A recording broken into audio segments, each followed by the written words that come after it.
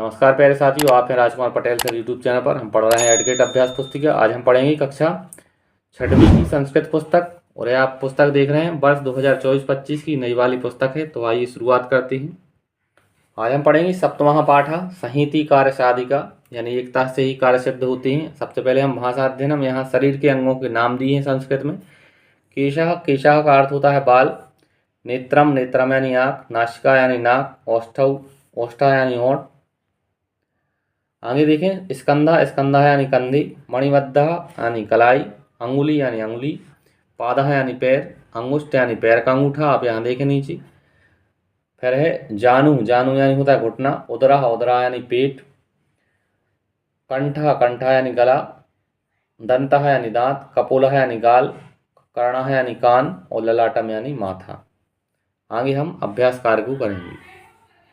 बहुविकल्पी प्रश्न है। पहला है बहुवी क्रीडकई एव भवति। इसका पहला विकल्प सही है, क्रीडनम।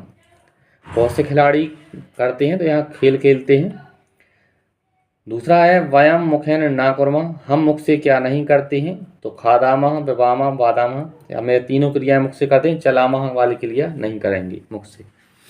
प्रश्न तीसरा है पुष्पई मालाया निर्माणम भवति। वाक्य तृतीय विभक्ति पदम अस्ति। इस वाक्य में हमें तृतीय विभक्ति का शब्द बताना है।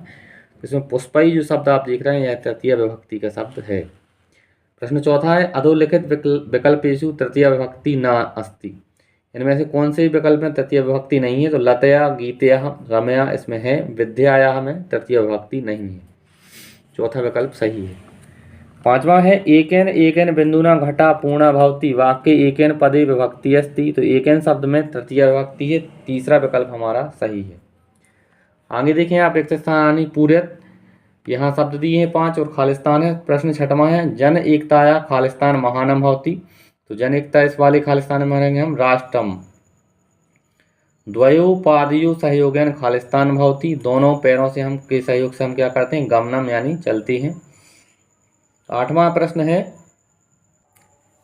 भोजनेन सह खालिस्तान भवेत। भोजन के साथ जलम, तो यहाँ हमारे खालिस्तान में जलम। नौवां है वृक्षैक वनस्य खालिस्तान भवति। वृक्ष जो है वन का निर्माण करते हैं, तो यहाँ हमारे हम निर्माणम। 10वां है सदस्यई खालिस्तान सम्मेलन भवति। यहाँ हमारे यहाँ प्रभाव। प्रश्न 11वां है एक पदेन उत्तर लिखना है हमें। केन एकता बोधा भवति। कौन एकता का बोध कराता है या होता है, किससे एकता का बोध होता है। तो इसका उत्तर होगा शरीरेण। 12वां प्रश्न है अंगानाम मेलनेन किम भवति। अंगों के मेल से क्या होता है। तो इसका उत्तर होगा शरीर निर्माण। आगे है 13वां प्रश्न केशाम मेलनेन रज्जु निर्माणम भवति। किसके मिलने से रज्जु यानी रस्सी का निर्माण होता है। इसका उत्तर है तृणानाम। 14वां प्रश्न कई पुस्तक निर्माणम भवति। पुस्तक का निर्माण किससे होता है। इसका उत्तर है विभिन्न मुद्रित पत्रई। विभिन्न मुद्रित पत्रों से या पेजों से। निर्देश आगे एक वाक्य उत्तरम लिखत। एक वाक्य में उत्तर लिखना है। 15वां प्रश्न है कया ग्रह निर्माणम भवति। इसका उत्तर है एक या स्टिकया ग्रह निर्माणम भवति। 16वां प्रश्न काभी मुष्टि भवति। इसका उत्तर है पंच भी अंगुली भी मुष्टि भवति। 5 अंगुलियों से मुष्टि बनती है या होती है। प्रश्न 17वां रज्जुनः का बद्धति। इसका उत्तर है रज्जुनः बलशाली गजः बद्धति। 18वां प्रश्न केन सर्वः क्रिया भवन्ति। किससे सभी क्रियाएं होती हैं। इसका उत्तर है शरीरेण सर्वः क्रिया भवन्ति। आगे दीर्घोत्तरीय प्रश्न क्रमांक 19वां है निम्नलिखित शब्देषु तृतीय विभक्त्या प्रयोगम कृत्वा पंचवाक्य निर्माणम कुरुत। निम्नलिखित शब्दों की सहायता से हमें तृतीय विभक्ति का प्रयोग करके 5 वाक्यों को लिखना है। पहला वाक्य यहाँ देखें आप, बहुनाम आराणाम सहयोगेन चक्र निर्माणम भवति। दूसरा वाक्य है तृणानाम मेलनेन रज्जु निर्माणम भवति। तीसरा वाक्य है जिह्वाभ्यामः स्वादयामः। चौथा है हस्ताभ्यामः कार्यम कुर्मः। और 5वां वाक्य है एकया स्टिकया गृह निर्माणम भवति। आगे 20वां प्रश्न देखें पाठे आगतान तृतीय विभक्ति पंचदश शब्दान लिखत।